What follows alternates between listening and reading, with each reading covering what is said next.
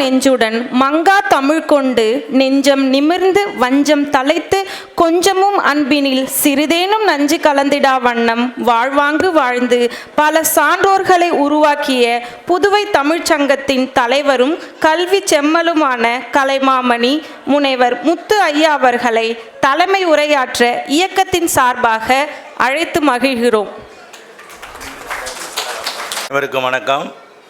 இங்கே அவங்க திருமதி ரேகா ராஜா வந்து முதல்ல எல்லாருக்கும் சிறப்பு செய்துட்டு அதுக்கப்புறம் பேசலாம்னு சொன்னாங்க.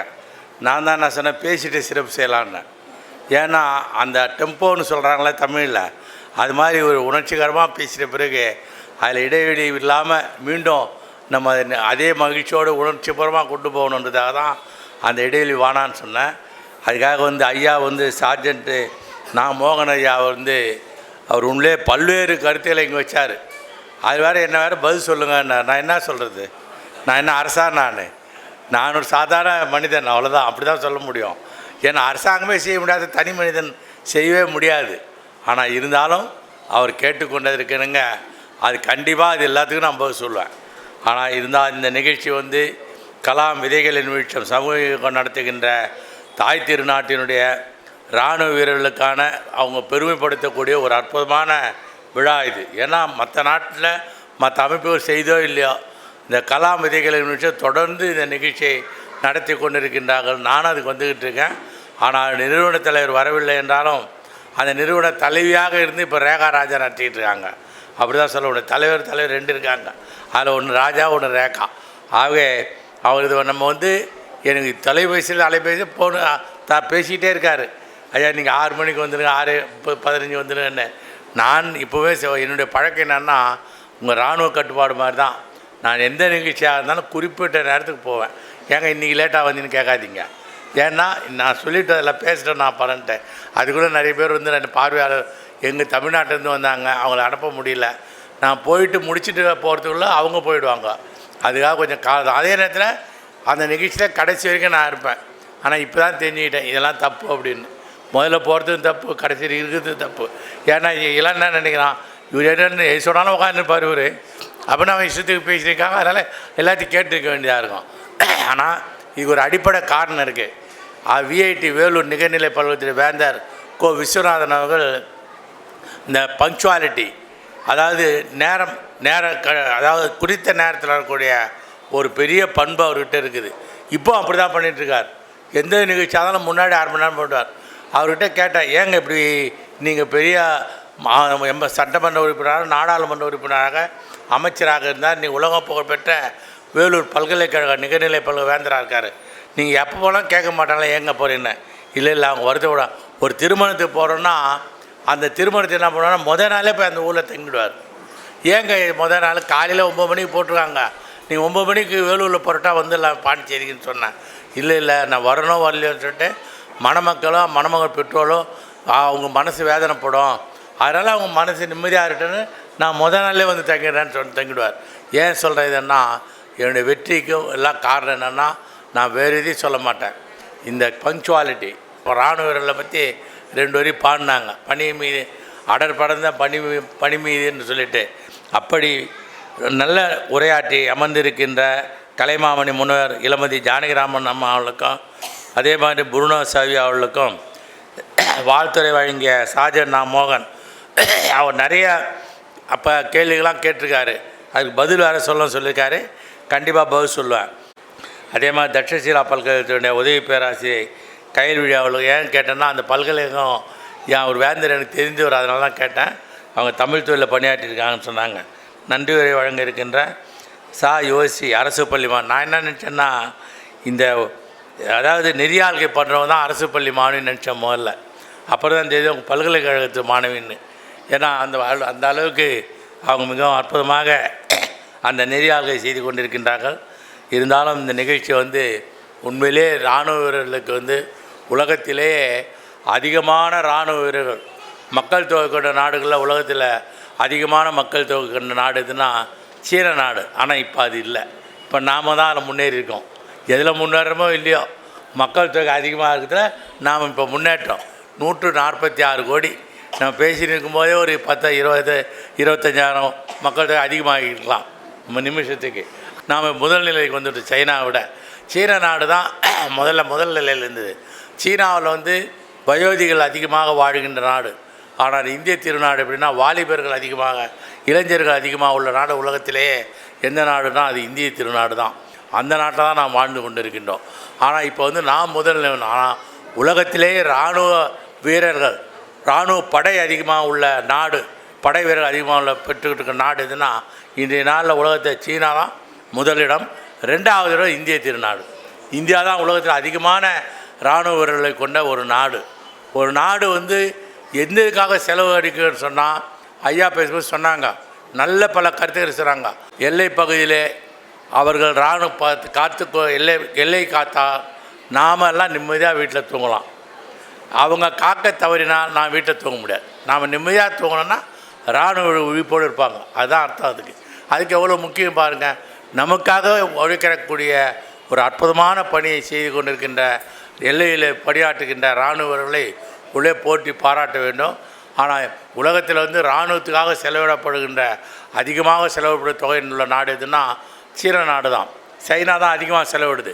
அதுக்கு அடுத்த 2வது இடத்துல இந்திய நாடு. இந்திய நாட்டில் அதிகமாக செலவிடுறோம். இராணுவத்துக்காக ஒரு நாடு செலவிடக்கூடிய ₹1 அப்படி கணக்கெடுத்திங்கன்னா அதில் தொகை எவ்வளோனா குறைந்தபட்சம் எவ்வளோ குறைவாக செலவிடுதோ அந்த நாட்டில் பிரச்சனை கம்மின்னு அர்த்தம். நம்ம இந்தியாவை நீங்கள் எல்லாம் தெரியும் உங்களுக்கு எல்லாருக்கும். ஆனால் உலகத்திலே இல்லாத ஒரு அமைப்பு இந்தியாவுக்கு இருக்குன்னா நம்ம சுற்றி உள்ள எல்லா நாடும் நம்ம பகை நாடு. இது ரொம்ப முக்கியம். இது ஏன்னா மற்ற நாடு அப்படி கிடையாது, நம்ம நாட்டுக்கு மட்டும் அப்படி. நீங்கள் இப்போ தென் மாநிலம் எடுத்தீங்கன்னா இலங்கை, அது நட்பு நாடா பகை நாடான்னா என்னை கேட்டால் பகை நாடு தான், நட்பு நாடு கிடையாது. அவள் சைனாவுடைய ஆதரிக்கிற நாடு. நம்முடைய பாலத்துக்கு அனுமதி கொடுக்க மறுத்துட்டாங்க. அவங்கள எல்லாமே வந்து இப்போ சைனாவுடைய கட்டுப்பாட்டில் இயங்கக்கூடிய ஒரு நாடாக இருக்குது. அதே மாதிரி நீங்கள் பாகிஸ்தான் கேட்கவே வேணாம், ஐயாவே சொல்லிட்டாங்க. அதே மாதிரி பங்களாதேசம், அதுவும் நம்ம நட்பு நாடு இல்லை, நம்மளோட பிரிந்து சென்றவங்க தான், நம்ம கூட இருந்து பிரிந்தவங்க தான், அண்ணாண்டு கிடையாது. அதே மாதிரி கிழக்கு பகுதியில் மேலே பார்க்கும்போது வடக்கு பகுதியில் சீன நாடு, அதுவும் அப்படி தான். இப்படி நமக்கு நாலாபுரமும் எதிரிகள் நிறைந்த ஒரு நாடு இந்திய திருநாடு. அதில் நாம் வாழ்ந்து கொண்டிருக்கின்றோம். அதை காக்கின்ற மிகப்பெரிய பொறுப்பை ஏற்றிப்போவதான இராணுவ வீரர்கள் தான். அதான் நிம்மதியாக இருக்கிறோம். எல்லா நாட்டை விட மகிழ்ச்சியாக இருக்கிற மக்கள் மகிழ்ச்சியாக வாழ்கின்ற நாடு எதுன்னு சொன்னால் அதில் இந்தியாவில் 50 இடங்களில் உலகத்தில் உள்ள நாடுகளுடைய எண்ணிக்கை மொத்தம் வந்து 195. 10 நாடுகள் அனுமதி கேட்டு ஐநாவில் விண்ணப்பிச்சிருக்காங்க. இந்த 195 நாடுகளில் மகிழ்ச்சியான நாடுகளில் பட்டியலில் இடம் உள்ள நாடு எதுனா பின்லாந்து என்ற நாடு தான். அந்த நாட்டுக்கும் அவ்வளோ மகிழ்ச்சியாக இருக்கான். ஆனால் நம்ம வந்து 51வது இடத்தில் இருந்தாலும் நாம் ஓரளவுக்கு மகிழ்ச்சியாக வாழ்ந்து கொண்டிருக்கின்றோம். ஆகவே அதுதான் இந்த புள்ளிவிவர நோக்கம். இருந்தாலும் நாம் வந்து இந்தியாவில் கேட்டு சொன்ன மாதிரி 40% ஒரு நாடு கல்வியில் முன்னேறணும்னா அந்த நாடு உலக அளவில் அந்த நாடு 6% செலவு செய்யணும். வருவாயில் 6% செலவு செய்ய கல்வியில் முன்னேற முடியும். ஆனால் நம்ம இந்தியாவில் வந்து கல்விக்காக செலவிடுகிற தொகை எவ்வளோன்னு சொன்னால் ரொம்பவும் குறைவான தொகை தான். 2.3% தான் செலவிடுறோம். ஆனால் இராணுவத்துக்கு நம்ம அதிகமாக செலவிடுறோம். உலகத்திலே அதிகமான கல்வி பெற்ற உயர்கல்வி பெற்ற ஒரு நாடு எதுன்னு சொன்னால் கனடா நாடு தான் உயர்கல்வி பெற்ற நாடு. உலகத்தில் அதிகமான உயர்கல்வி, அதே ஒரு பள்ளிக்கல்வி, அதாவது ஸ்கூல் எஜுகேஷன் சொல்லக்கூடிய பள்ளிக்கல்வி பெற்ற அதிகமான கல்வி பெற்ற ஒரு நாடு எதுனா பின்லாந்து. அதே மாதிரி அதுக்கு அடுத்த நாடு எதுன்னா நீங்கள் நினச்சே பார்க்க முடியாத நாடு பள்ளிக்கல்வியில் தென்கொரியா என்ற நாடு. வடகொரியா என்ற நாடு எதுனா உலகத்திலே அணுகுண்டு தயாரித்து ஜிங்ஜாம் என்ற அதிபர் வந்து உலகத்தில் அமெரிக்காவில் கூட அத்தனை நாட்டையும் மிரட்டி கொண்டிருக்கின்ற ஒரு நாடு எதுனா அது வடகொரியா தான். ஆனால் பக்கத்திலே இருக்கிறது தென்கொரியா. தென்கொரியாவில் என்ன செய்யணும்னா அது அமைதியான நாடு, அவங்கள அணுகுண்டா என்னான்னு தெரியாது. அதே ஒரு கொஞ்சம் தான் பார்டர் பக்கத்திலே. நம்ம கோரிமேட்டில் போனால் தமிழ்நாடு பாண்டிச்சேரிக்கா மாதிரி அந்த நாடு. ஆனால் அப்படிப்பட்ட ஒரு அமைதியான நாடு. அது சிறப்பு என்னன்னா தென்கொரியாவில் வந்து 35,000 தமிழர்கள் வசிக்கின்றார்கள் தென்கொரியாவில் மட்டும். ஆனால் அதில் வந்து தமிழ்ச்சங்கன்னு ஒரு தமிழ்ச்சங்கம், தென்கொரிய தமிழ்ச்சங்கம் இருக்குது. அந்த தமிழ்ச்சங்கத்தில் இருக்கிற உறுப்பினர்கள் எண்ணிக்கை 5000 பேர் இருக்காங்க தென்கொரியாவில். அந்த அளவுக்கு நடத்தி கொண்டிருப்பவருடைய பெயர் வந்து பாலகிருஷ்ணன் என்ற ஒரு மதுரையை சேர்ந்தவர் தான், ஒரு தமிழர். அதை நடத்தி ஏன் சொல்கிறேன்னா அப்படி அந்த நாடு தான் கல்வி அறிவில் உயர்கல்வியில் 2வது, உயர்கல்வியில் பள்ளிக்கல்வியில் 2வது இடம். முதலிடம் உயர்கல்வியில் கனடா. அதுக்கு அடுத்த 2வது நாடு உயர்கல்வியில் தான் ஜெர்மனி. நம்ம இந்திய திருநாட்டில் நாம் வந்து எந்த இடத்துல இருக்கிறோன்னா கீழே இருந்து தான் பார்க்கணும். உயர்கல்வியில் மேனாள் குடியரசுத் தலைவர் ஏபிஜே அப்துல் கலாம் ஐயா கனவு கண்டாருங்க. 25% உயர்கல்வி பெற வேண்டும். நாம் இன்னும் அந்த சதவீதத்தை அடையவில்லை. ஆனால் தமிழ்நாட்டில் மட்டும் உயர்கல்வி பெற்றவருடைய சதவீத எண்ணிக்கை எத்தினா 51% தமிழ்நாட்டில். இந்தியாவிலே அதுதான் அதிகம் உயர்கல்வி பெற்று. ஆனால் அப்படிப்பட்ட இதில் நம்ம இராணுவத்துக்கு செலவு பண்ணுற தொகை தான் இந்தியாவில் அதிகம். இருந்தாலும் பல பிரச்சனைகள். ஐயா சொன்னாங்க, துணை சபாட்ட போயிட்டு நம்ம இராணுவ வீரருக்கு கேட்டோன்னு, அவர் கடிதம் வந்து ஆகஸ்ட் 15 வரலன்னு. நான் வந்து கலைமாமணி விருது பெற்றேன். நான் வந்து பாண்டிச்சேரி தமிழ்ச்சங்க தலைவர். எனக்கு வந்து அழைப்பு வரும். ஆனால் பாண்டிச்சேரியில் நடக்கின்ற குடியரசு தின நாள்லேயும் சுதந்திர நாள்லேயும் இது வரைக்கும் நான் கலந்துக்கிட்டே இல்லை. ஏன்னா பிடிக்காதான்னு கேட்டுறாதீங்க, பிடிக்கும். ஆனால் எனக்கு வேறு ஒரு வேலை. நான் வந்து தொடர்ந்து எங்கள் ஊரில் எங்கள் கல்வி நிறுவனத்தில் ஒரே கொடி கம்பத்தில் நான் வந்து மாணவர் முன்னாடி அணிவிப்பு மரியாதை ஏற்று தொடர்ச்சியாக 40 ஆண்டு காலம் தேசிய கொடியை ஏற்றிட்டு இருக்கேன். இந்த ஆகஸ்ட் 15 அங்கேயும் நான் அது 8:30 மணிக்கு தான் அந்த நிகழ்ச்சி நடக்கும். அதே நேரம் 9 மணிக்கு இங்கே நடக்கும். அதனால் அந்த சுதந்திர நாளுக்கும் குடியரசு நாளுக்கும் நான் புதுவையில் மற்ற இடத்துல நான் பங்கேற்கிற பழக்கம் கிடையாது. ஏன்னா எங்கள் கல்லூரியில் 3 இடங்களில் ஒரே நாளில் ஒரே நேரத்தில் அந்த 8:30, 9, 9:30 என்று சொல்லக்கூடிய அந்த மணித்துளியில் நான் கொடியேற்ற பழக்கம். ஆக இப்போ கூட ஒரு ஆகஸ்ட் வந்து 31வது ஆண்டு ஒரு கோனா. ஏன் இது வந்து ஒரு தேசிய கடமை. கொடியேற்றது, தேசிய கொடியேற்றது நம்ம நாட்டுடைய தேசிய கொடி. அது ஏற்றது வந்து மிக பெருமையாக கருதுகிறேன். அதை தொடர்ந்து நம்ம அதை செய்துக்கிட்டு இருக்கோம். ஆனால் அதை சொன்னார், போய் கேட்டவுடனே அந்த அதிகாரி மாவட்ட ஆட்சித்தலைவர் பரிந்துரை செய்யவில்லை என்று சொன்னார். அதுக்கப்புறம் கடிதம் வரலன்னு சொன்னார். நம்ம கடிதம் போட்டால் போயே சேராது. அதுதான் நம்ம தபால் தந்தித்துறை. ஏன்னா நீங்கள் பாண்டிச்சேரி தான் இருக்கோம். எனக்கு எத்தனையோ கடிதம் நான் தமிழ்ச்சங்கத்தில் போடுவோம். எல்லா கடிதம் எனக்கே தான் வரும், போய் சேரணும், போய் சேராது. ஏன்னு கேட்டால் அந்த துறையை சேர்ந்தவரை வந்து ஒரு நாளைக்கு 100 கடிதம் தான், ஒரு 50லேருந்து 100 கடிதம் தான் அவர் விநியோகம் பண்ணுவார். அதை கொடுப்பார் நம்ம வீட்டில். அதை 100க்கு மேலே வந்தால் என்ன பண்ணுவார்னு கேட்டால், ஒரு படத்தில் வடிவேல் பண்ணுறாரு, ஆற்றுல கடிதத்தை போட்டு போகிறாரு பரத் நடித்த படத்தில். ஏன்னா ஐயா நிறைய சினிமாவை சொன்னார், அந்த கதை தான். ஆகவே கடிதம் கூட கொடுக்க மாட்டாங்க. 100ஓட 50, நம்ம ஊரில் 100 சொன்னால் 50ஓடு நிறுத்திக்கிறான். அதுக்கு மேலே போனால் 25ஓடு சரி நேரத்தில் கொடுக்குறதே இல்லை. கடிதத்தை அவரே எடுத்து போயிடுவார் வீட்டுக்கு. ஆகவே இப்படி தான் நம்முடைய தபால் தந்தித்துறை. ஆகவே இந்த அமைச்சர் வந்து விருது கொடுக்குறதே நீங்கள் கேள்விப்பட்டீங்கன்னா, இப்போ கலைமாமணி விருது பெரிய வேடிக்கை. இது என்னன்னா, பாண்டிச்சேரியில் ஐயா வந்து சார்ஜென்ட் மோகன் ஐயா வந்து விருது சிவா கடையில் வருத்தப்பட்டார். நான் சொல்கிறத கேட்டால் நீங்கள் அதிர்ச்சி அடைஞ்சிருவீங்க. நம்ம பாண்டிச்சேரி எடுத்தோன்னா நம்ம எதுக்கும் கவலைப்பட மாட்டேன் இதை பற்றி. ஏன்னா நான் நேர்மையாக நேர்மையாக நடக்கிறதால இதை பற்றி யாரை பற்றியும் நான் கவலைப்படாமல் பேசுவேன். ஆனால் என்னடா கலைமாமணி உங்களுக்கு தெரியும், கேள்விப்பட்டிருப்பீங்க விருது. இந்த கலைமாமணி விருது கொடுக்கும்போது இப்போ தான் எல்லாம் பத்மஸ்ரீ எனக்கு இல்லை உனக்கு இல்லை போட்டி. இந்த பத்மஸ்ரீ கொடுக்குற குழுவிலே நான் உறுப்பினராக இருந்தேன் ஒரு காலத்தில் பாண்டிச்சேரி அரசாங்கத்தில். எனக்கு அப்போலாம் இதை பற்றி தெரியாது. இல்லைன்னா யாருக்கும் நானே வாங்கிக்குவேன், நேரம் வாங்கிட்டு இருப்பேன். ஏன் இன்னொருத்தர் கூட நாமளே வாங்கிக்கணும், நான் தான் குழுவில் இருக்கேன், நானே வாங்கி எனக்கு இவரவே தெரியாத யாராகவும் கொடுத்துட்டு இருந்த பேரை சொல்லி. கலைமாமணி விருது வந்து 1983, 84ஆம் ஆண்டுலாம் நான் அந்த குழு 2 முறை இருந்திருக்கேன். அப்போ வந்து கலைமாமணி விருது கொடுக்கும்பொழுது அப்போது முதலமைச்சராக பொதுப்பணித்துறை அமைச்சராக ஆர்வி ஜானிராம் தான் அப்போ இருந்தார். அப்போது அந்த குழுவில் யாருன்னா நானும், உங்களுக்கு இப்படி சொன்னால் தான் புரியும், ஆனந்தாயின் ஹோட்டலில் ஆனந்தாயம் போரியம் கோவிந்தசாமியார்னு அவர் ஒரு பெரிய தமிழறிஞர், அவரும் நானும் 2 பேர் தான் உறுப்பினர். எங்களை அந்த குழுவில் போட்டாங்க. அந்த அதிகாரிகள் அமைச்சர்கள்லாம் உட்காந்துட்டு யாருக்கு கொடுக்கலான்னு ஒரு பட்டியல் அதிகாரி படிப்பார், இவர் கொடுக்கலாமான்னு. முதல் பேரை படித்தார். எனக்கு ஒன்றுமே புரியல. நான் என்ன தமிழ்நாட்டால் தான், அதில் மாறுபட்ட கருத்து இல்லை.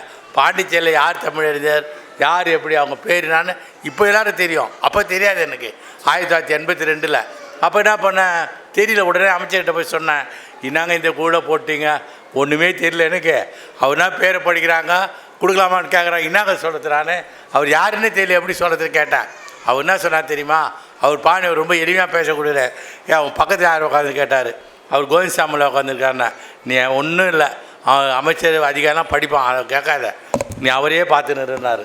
ஏங்க நான் சொல்கிறபடி செய்யாடி. அவர் அமைச்சர் சொல்கிறார், அவர் தான் வேண்டியவர் எனக்கு, நான் அவர் தான் நீ அவரையே பார்த்துனாரு. அவர் என்ன பண்ணுவார், ஒரு பேரை படிப்பாங்க, ஒரு குப்புசாமின்னு ஒரு பேர், இவர் கொடுக்கலாமான்னு கேட்பாங்க கலைமாமன்னு. அவர் சொல்லுவார், அவர் ஊரறிஞ்ச பார்ப்பான், அவர் எல்லாருக்கும் தெரியும், அவர் கொடுக்கலான்னு சொல்லுவார். உன்னை கேட்பாங்க அடுத்து, நீ என்ன பண்ணு, அவர் என்ன சொன்னார், அவர் தானே பார்த்துக்கிற, அவர் கொடுக்கலான்னு சொன்னார்ல, நீ கொடுக்கலான்னு சொல்லுன்னா சொல்லிடுனாரு. சரி அப்போ கொடுக்க வேணான்னா, அவர் சொல்லுவார் கொடுக்க வேணான்னு, அவர் கொடுக்க வேணா நீ கொடுக்க வேணான்னு சொல்லிடுவார். அதுதாங்க இப்படி. அதுக்கு என்ன பண்ணுறது, இப்படிதான் தெரியுது, யாரோ கூட போட்டாச்சு அப்படின்னு சொல்லிட்டு நான் அவரே பார்த்துருப்பேன். அவர் கொடுக்க வேணான்னு நான் ஒருத்தர் கேட்டாரப்போ, ஏன் கொடுக்க வேணான்னு கேட்டார். ஏன்னா அவர் எதுக்கு சொன்னார், அவரை கேளுங்க. அவர் என்ன சொல், அதான் நான் வழிபொழிவேன், அவர் சொல்கிறதா நான் சொல்லுவேன்னா. அது மாதிரி இப்படி தான் ஒரு சமாதானம். அதை விட இன்னொரு பெரிய வேடிக்கை, இந்த கலைமாமணி தமிழ்நாடு கொடுக்கறதுக்கு தமிழ் மாமணி கலைமாமணி தமிழ் தெரிஞ்சவன் தான் கொடுக்கணும். இதுக்கு அமைச்சர் யார் தெரியுமா, தமிழே தெரியாத மல்லாடி கிருஷ்ணார். அவர் தான் அமைச்சர். இவர் இவ்வளோ சொன்னார், மத்திய பிரதேசம் போனார், அங்கே ஏன் போனோம், இங்கேயே நம்ம ஊருக்கு வாங்க. மத்திய பிரதேசம், ராஜஸ்தானு, ஊபிலாம் போகணும். கலைமாமணி தமிழ்நாடு விருது கொடுக்கறதுக்கு அமைச்சர் யாரா, தெலுங்கு மல்லாடி கிருஷ்ணார். அவர் என்ன பண்ணார்னா, அவர் ரூமில் இருந்து கேட்டார், அவர் கலைமாமணி மாதிரி கொடுக்கணுன்னே. அப்போ தான் சொன்னார், பேர் பட்சம் நான் கொடுக்கலான்னு சொன்னேன். அப்போ இருந்த இயக்குனர் என்ன பண்ணார், இல்லைங்க இவர் கொடுக்க வேணாங்க அப்படின்னாரு. அவர் போய் அந்த இயக்குனருக்கு தெலுங்கு தெரியாது. அவர் அமைச்சர்கிட்ட போய் இங்கிலீஷில் சொன்னார், எங்கே இது மாதிரி இவருக்கு கொடுக்க வேணான்னு சொல்கிறாருங்க அவர்னு. அவர் கேட்டார், ఎందుకు அப்படின்னாரு. ஆனால் அவர் தான் தமிழ் தெரியாதுல்ல. நான் சொன்னேன், ఈ మంచి రాదు వేయలేదు అక్కడ తగుదిలాలు சொல்லி நான் தெலுங்குலே சொன்னேன். உண்டான அவர் டைரக்டர் பாசுறார், ఈ మంచి ఏమి చెప్తుందో దాన్ని చేయాలన్నారు. இவர் என்ன சொல்கிறார், செய்யுங்கன்னு தெலுங்குல சொல்கிறார் தமிழ் கலைமாமணிக்கு. இவர் என்ன சொல்கிறத செய்யுங்கன்ட்டார். அதான் எனக்கு கிடைச்ச ஒரு வரப்பிரசாதம். இவருக்கு தெலுங்கு தமிழ் தெரியல, டைரக்டருக்கு தமிழ் இங்கிலீஷில் பேசுகிறார். அப்பா நம்ம தப்பிச்சோம், நம்ம தப்பாக சொல்லலாம், கொடுத்துக்கிட்டே இருப்போம்.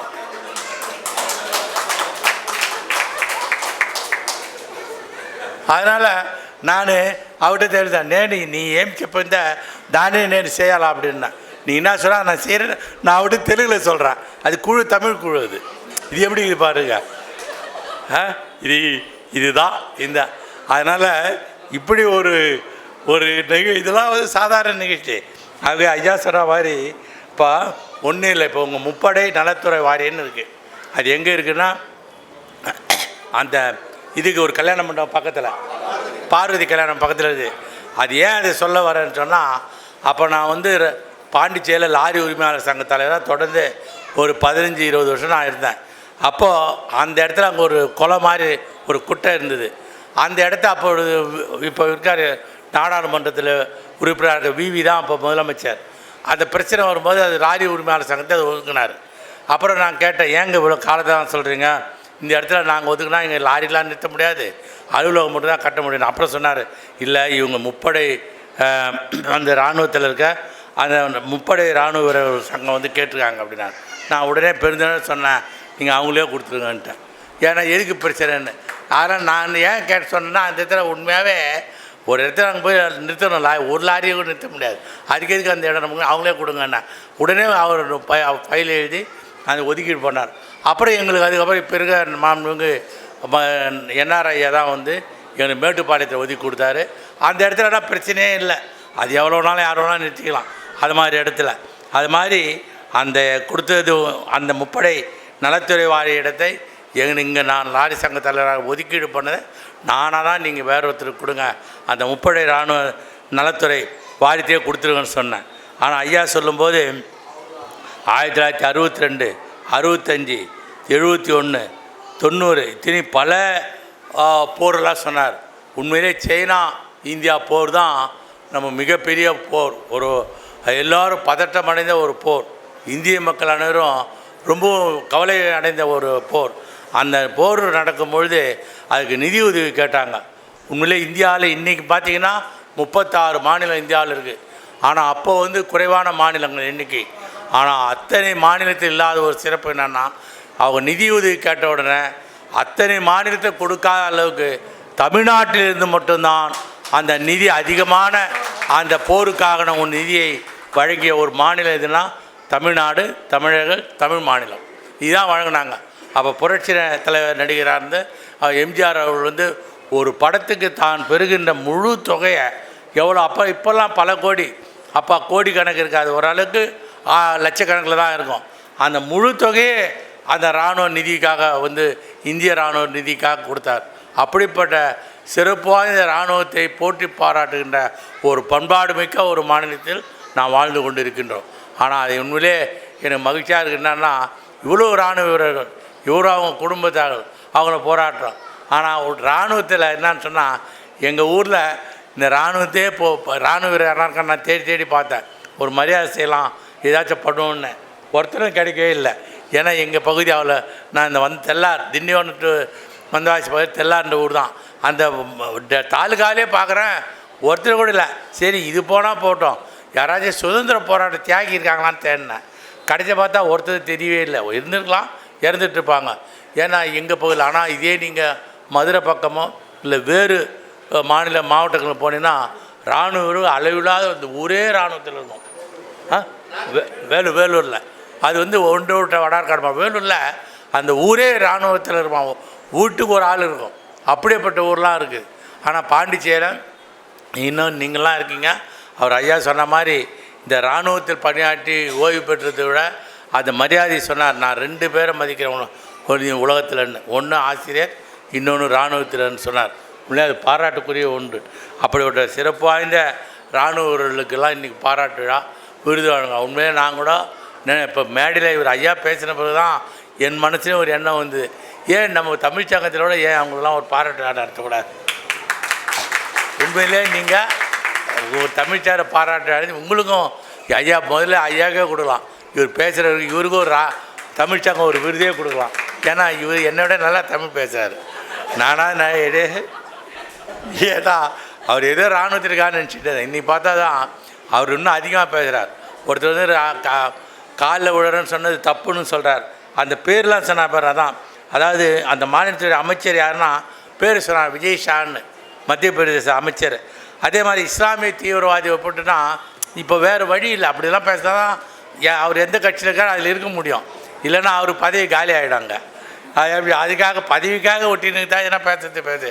இது வேற ஒரு நல்லெண்ணத்தோடு பேசுறது தான் எனக்கு தெரியல. ஆனால் இருந்தாலும் அந்த சகோதரி நான் டிவியில் தொலைக்காட்சியில் பார்த்தேன், ரொம்ப வருத்தப்பட்டாங்க. ஏன்னா எல்லாரும் அப்படி சொல்ல முடியாது. எவ்வளோ பேர் இருக்காங்க. ஜாகிர் ஹுசேன் இந்த நாட்டினுடைய குடியரசுத் தலைவராக இருந்தார். ஆக தான் மத நல்லிணக்கம்னா எல்லாரும் ஒற்றுமையாக இருக்குது தான் மத நல்லிணக்கம். உலகத்திலே அதிகமான மொழிகள் பேசுகின்ற நாடு எதுன்னு சொன்னால் இந்தியா தான். நம்ம 4வது இடத்துல இருக்குது. முதல் நாடு வந்து பப்புவா நியூகினியா என்ற ஒரு நாடு, 2வது நாடு இந்தோனேஷியா, 3வது இடத்துல இருக்க நைஜீரியா, 4வது இடத்துல இருக்க இந்திய திருநாடு. ஆனால் உலகத்திலே இல்லாத ஒன்று எது என்ன சொன்னால் இந்த ஜாதி அதிகமாக உள்ள நாடு எதுன்னா இந்தியா தான். இதில் இது நீங்கள் போய் யாரும் கேள்வியிலும் கேட்க வேணாம், அது நீங்களே சொல்லிடலாம். எல்லாருக்கும் தப்பே வராது. ரைட், உடனே டிக்கெட் அடிச்சிடும். எந்த கேள்வி நீட்டில் கேட்குற கேள்வி மாதிரி இது. அதிகமான ஜாதிகள் உள்ள நாடு எதுன்னா நம்ம இந்தியான்னு அடிச்சிடலாம் உடனே. ஏன்னா அது கேள்வியே கிடையாது, அப்படி உள்ள நாடு இது. ஆக அது ஒன்று தான். நான் மதுதான் இதுதான் சொன்னேன். கண்ணதாசன் கூட ஒரு பாட்டு பாடான், பறவை கண்டான் விமானம் படைத்தான், பாயும் மீன்கின் படகினை கண்டான், எதிரொலி கேட்டான் வானொலி படித்தான், எதனை கண்டான் மததனை படித்தான், மனிதன் மாறிவிட்டான் மதத்தில் ஏறிவிட்டான். இதுக்கு அர்த்தம் அதுதான். ஆகவே இப்படி இது வந்து கண்ணதாசன் பிறந்த நாள் இன்னும் 2-3 நாளில் வருது. ஆக இப்படிப்பட்ட சூழலில் இந்தியா போர்லாம் சொல்லி சொன்னார். சட்டமன்ற உறுப்பினரும் அமைச்சரும் சர்ச்சை பேசுவது என்பது அவங்களுக்கே தெரியாது, வேறு ஒன்றும் இல்லை. இதை போய் நம்ம பெருசாக எடுத்துக்கூடாது. அவங்களுக்கு எதுவுமே தெரியாது. இதெல்லாம் ஒன்று பேசிட்டு அவங்க பாட்டு போயிவிடாங்க. அப்படி தான் ஜெகதீஷ் சேத்தார் என்று சொல்லக்கூடிய அவர் நாட்டினுடைய பிரதமர் காலில் போய் எல்லா இராணுவ வேணும்னு சொன்னதெல்லாம் அதுக்கு அர்த்தம் அதுதான். அப்படின்ற ஒரு அற்புதமான நாட்டில் நான் வாழ்ந்து கொண்டிருக்கேன்னா அதுக்கு அடிப்படை காரணம் வந்து இராணுவ வீரர்கள் தான். அது முன்னாள் இருந்தாலும் சரி இந்நாள் இருந்தாலும் ரெண்டும் ஒன்று தான். நீங்கள் முன்னால் காத்தீர்கள் மக்களை, அவங்க இந்நாள் காத்து கொண்டிருக்கின்றார்கள் நாட்டு மக்களை. இப்படி தான் ஒரு அடிப்படையாக சொல்ல வேண்டும். ஆக இப்படிப்பட்ட ஒரு சூழலில் நீங்கள் இந்த நிகழ்ச்சி நாம் நடத்தி கொண்டிருக்கணும். உண்மையாக இராணுவ வீரர்கள் மட்டும் இல்லை, நீங்கள் இந்தியாவில் வந்து நீங்கள் எத்தனையோ திரைப்படம் வந்திருக்கு. அந்த திரைப்படத்தெலாம் வந்து இராணுவத்தை உயர்வாக காட்டுற திரைப்படங்களும் இருக்குது. ஆனால் சில நேரத்தில் இராணுவத்தை கொச்சப்படுத்துகிற திரைப்படமும் இருக்குது. அது முழுக்கமே வந்து காசுக்காக பணம் சம்பாதிப்பதற்காக எடுக்கப்படுகின்ற படங்கள். அதில் எப்படி வேணாலும் அதை எடுத்துக்கலாம். நம்ம வந்து அப்படி இருக்கக்கூடிய ஒரு நாட்டில் வந்து நாம் இந்த போர் ஆப்ரேஷன் சிந்தூர்னால் நீங்கள் உடனே பண்ணிடலாம். நீங்கள் மகளெல்லாம் வந்து அந்த கடைக்கு போனால் இந்த பொருள் அலங்கார பொருள் வாங்குறது போனீங்கன்னா சிந்துன்னு கேட்டு வாங்குகிறோம். அந்த குங்குமத்தினுடைய பேர் சிந்து, அதுதான் சிந்தூர், வேறு ஒன்றும் இல்லை. அது ஏன் பெருசாக சிந்தூர்னால் என் மத்திய பிரதேசம் இருக்குது இந்தூர்னு. சில பேர் இந்தூர்னு கூட நினச்சின்னு இருக்கான். ஆனால் இந்தூர் இல்லை, சிந்தூர். இது சிந்தூர்னா பொட்டு திலகம், அதுக்கு அர்த்தம் இருக்குது.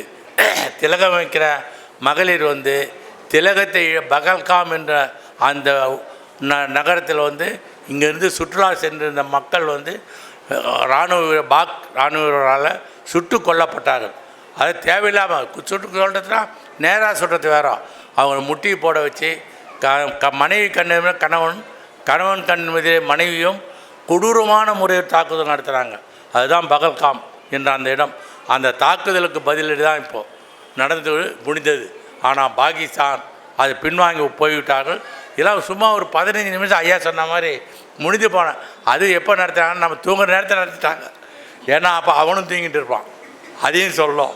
ஏன்னா அவன் மட்டும் முடிச்சுட்டு ரெண்டும் ஒரே நேரம் தான், இந்தியாவும் பாகிஸ்தான் நேரம். ஆனால் அப்படிப்பட்ட நீங்கள் தீவிரவாதிகளை வளர்க்கின்ற நாடுன்னு சொன்னால் அது வந்து பாகிஸ்தான் தான். உலகத்தில் எல்லோரும் தெரியும். நீங்கள் இப்போ இப்போ போர் இருக்குது. இப்போ ஈரான் போர், ஈரானும் நீங்கள் இஸ்ரேலில் போர் இப்போ நடந்துக்கிட்டு இருக்குது. இப்போ நான் பேசிட்டவும் நடக்குது. இன்றைக்கி வந்து இஸ்ரேல் வந்து குண்டு மழை பொழிகிறாங்க ஈரான் இது. ஆனால் திருப்பி ஈரான் குண்டு மழை பொழிகிறான். இதில் என்னன்னா இஸ்ரேல் வந்து 80 லட்சம் மக்கள் தொகை கொண்ட நாடு, அதுதான் இஸ்ரேல். ஆனால் ஈரான் வந்து 7.5 கோடி 7.5 கோடி மக்கள் தொகை கொண்ட நாடு. ஆனால் இஸ்ரேல் இன்னும் ஓராண்டு முடிஞ்சும் இன்னும் வெற்றி பெறக்கூடிய அளவில் இருக்காங்கன்னா அந்த நாட்டினுடைய அறிவியல் தான் காரணம். இஸ்ரேல்னால் எந்த நாடுன்னு சொன்னால் யூதர்களால் பேசப்படுகிற நாடு. யூதர்கள் அதிகமாக யூதரான்னு ஏதோ காட்டு முன்னாடின்னு நினைக்க போகிறீங்க. யூதர்னால் அறிவாளிங்க அர்த்தம். இஸ்ரேல் வந்து யூதர்கள் வாழ்கின்ற நாடு. அந்த நாட்டில் பேசப்படுகின்ற மொழி எதுன்னு சொன்னால் இயேசுநாதர் பேசிய மொழி ஈப்ரு என்ற மொழி. அந்த ஈப்ரு என்ற மொழியை பேசுகின்ற மக்கள் வாழ்கின்ற நாடு தான் இஸ்ரேல். ஆனால் இஸ்ரேல் தான் உலகத்திலேயே நோபல் பரிசு பெற்ற ஏறக்குறைய ஒரே ஆண்டில் 17 நோபல் பரிசு பெற்ற நாடு எது சொன்னால் இஸ்ரேல் தான். அப்படிப்பட்ட அறிவாற்றல் மிக்கும். அதனால தான் அவன் 80 லட்சம் பேர் இருந்து 8 கோடி பேர் அடிக்கிறான். அண்ணன் வீழ்த்த முடியல. ஆனால் 8 கோடி பேர் இருந்து அவங்கள இஸ்ரேலை ஒன்றும் பண்ண முடியல. காரணம் என்னென்னா அவங்க அறிவியல் முன்னேறிய நாடு. ஆனால் இந்தியாவில் நோபல் பரிசு அந்த ஒரு ஆண்டு கொடுத்தான், ஒரே ஒரு பரிசு. அந்த பரிசு என்ன பண்ணால் பாருங்கள் எப்படி கொடுக்குறாங்க பாருங்கள். உலக நாடுகளில் நமக்கு எதிரி நாடு இது பாகிஸ்தான். மாலா என்ற ஒரு பெண்மணிக்கு அந்த நோபல் பரிசை கொடுக்குறாங்க. மாலா யாருன்னா பாகிஸ்தானை சேர்ந்தவங்க. அவங்களுக்கு பாதி, நமக்கு பாதி. இந்தியாவுக்கு பாதி, பாகிஸ்தானுக்கு பாதி. இது ஏன்னா ஒத்து வருமா? இது நானாக இருந்தால் நோபல் பரிசு வானா கொடுத்துட்டு வந்துடுவேன். இது ஒத்து வராது நம்மக்கிட்ட.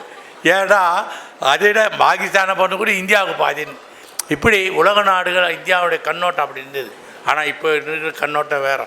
உலகில் முன்னேறிய நாடுகள் பட்டியலில் வந்து இன்று இந்தியா அதாவது அறிவியல் முன்னேற்றம், எல்லா முன்னேற்றம். ஒரு நாடு அதாவது இந்தியா உண்மையிலேயே ஐயா சொன்ன மாதிரி 71க்கு முன்பாக பிறந்தவர் கிடையாது, அதுக்கு பிறகு பிறந்தவர் தான் ஆட்சியில் அதிகாரத்தில் இருக்காங்க சொன்னார். அது உண்மைதான். அப்படின்னா இந்தியா ஒரு ஆன்மீக நாடு. ஏன் ஆன்மீக நாடுனா அதனால தான் நம்ம வந்து வல்லரசாக ஆக முடியவில்லை. ஆனால் இப்போ இந்தியா வந்து ஆன்மீகத்தோடு கூடிய அறிவியல், அதாவது ஆன்மீகத்தோட சயின்ஸ் டெக்னாலஜி அறிவியலில் முன்னேறிட்டு இருக்கோம். ஆன்மீகத்தில் முன்னேற முடியாது, பின்தங்கி இருந்தோம் இராணுவத்திலேருந்து எல்லாத்துலேயும். ஆனால் இன்றைக்கி அறிவியலில் முன்னேறி கொண்டிருப்பதால் இந்தியா மிகப்பெரிய வல்லரசாக மாறக்கூடிய நிலையில் இருக்கிறோம். ஏறக்குறைய நாம் 50க்கு மேற்பட்ட இடத்தில் ஆன்மீக நாடாக இருந்தோம். ஆனால் இப்போ அறிவியல் முன்னேறி காரணத்தால் நம்ம 5வது இடத்தில் இப்போ இந்திய திருநாடு உலகத்தில் நாடுகளில் இருக்குது. இன்னும் முதலிடத்துக்கு வரணும், இன்னும் முன்னேறணும். ஆனால் இந்தியாவுடைய தனிநபர் வருமானம் சொன்னால் உலகத்தில் கடும் வீழ்ச்சியான வருமானம். அப்படியே ஏழைகள், வசதி இல்லாதவர்கள், உணவு இல்லாத அதிகமாக வாழ்கின்ற நாடுகள் பட்டியலில் இந்தியா இருக்குது. நாம் வந்து மொத்தமுள்ள 193 நாடுகளில் புள்ளிவிவரப்படி கணக்கெடுத்த பொழுது இந்தியா வந்து 71வது இடத்துல பர் கேபிட்டா இன்கம் என்று சொல்லக்கூடிய தனிநபர் வருமானம் குறைவாக உள்ள பட்டியலில் இந்தியா 71வது இடத்துல இருக்குது. எதற்காகலாம் சொல்கிறேன்னா, அப்படி இருந்து நாம் முன்னேறி கொண்டிருக்கிறோம். உலகத்திலே ஆன்மீக நாடுனா நேபாளம் ஒன்று தான் முதல்ல இருந்தது. இப்போ அதுக்கு பிறகு இந்தியா இருந்தது. ஆனால் இப்போது இந்தியா அந்த பட்டியல் இல்லாமல் ஆன்மீகமும் அறிவியலும் கலந்து வல்லரசை நோக்கி நகர்ந்து கொண்டிருக்கு. அதுக்கு அடிப்படை காரணம் நம்ம இராணுவம் தான். இராணுவத்தில் இந்த பலம் இல்லைன்னா நம்ம வல்லரசு ஆகவே முடியாது. அதுதான் அடிப்படை காரணம். அந்த இராணுவத்தை காக்கின்ற, நாட்டை காக்கின்ற இராணுவ வீரர்கள் அங்கே வந்து எல்லையிலே இருந்தாலும் அந்த அதற்கு ஓய்வு பெற்ற இராணுவர்கள் இல்லத்திலே இருந்தாலும் அந்த நல்ல உள்ளங்களை பாராட்டுகின்ற கலாம் விதைகளின் சமூக இயக்கம் இன்றைய தினம் அந்த புதுவை தமிழ்ச்சங்கத்தில் ஒரு அற்புதமான விழாவை நடத்தி அவர்களுக்கு விருதுகளை வழங்கி பாராட்டி அவரை சிறப்பு செய்து அவளை பெருமைப்படுத்துகின்ற இந்த நிகழ்ச்சிக்கு வருகை தந்திருக்கின்ற உங்கள் அனைவருமே நான் நெஞ்ச நெகிழ்ந்த மகிழ்வோடு வரப்பதில் நான் பெருமகிழ்ச்சி அடைகின்றேன். ஆகவே இராணுவ வீரர்களை போற்றுவோம், இராணுவத்தை போற்றுவோம். கல்வியில் முன்னேறிய நாடு தான் உலகத்திலே உயர்வான நாடு. அந்த வகையில் நாமும் கல்வியில் முன்னேற வேண்டும். ஒரு நாடு கல்வியில் முன்னேறிட்டால் அதுக்கு ஈடேனே இல்லை. இதுதான் திருவள்ளுவர் சொல்லியிருக்கார். கற்க கசடர கற்பவை கற்றபின் நிற்க அதற்கு தகன்னு. எல்லோரும் சொல்லுவாங்க, பையனை கேட்டால் பள்ளிக்கூடத்தில் படிக்கிற பையன், அதுக்கு என்ன அர்த்தம்னு. ஆனால் ஒரு சிறப்பு இருக்காது அந்த குறளுக்கு மட்டும். இதோடு நான் உரையை நிறைவு செய்கின்றேன்.